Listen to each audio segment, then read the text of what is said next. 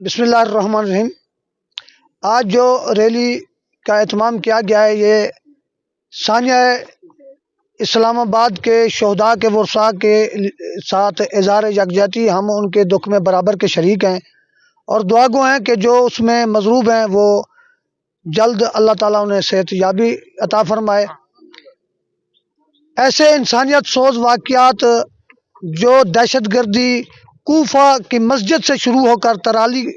امام بارگاہ ختیجۃ الکبریٰ کی مسجد تک آ پہنچی ہے، ایسے واقعات ہر دور میں ہوتے آئے ہیں جو ہمارے حوصلوں کو پست نہیں کر سکتے۔ ہمارے حوصلے بلند ہیں، ہم حسینی ہیں، اسلام کے ہم ماننے والے ہیں، حسینیت کے ماننے والے ہیں اور ہمارے حوصلے بلند رہیں گے۔ ہم حکومت سے مطالبہ کریں گے کہ ایسے واقعات کا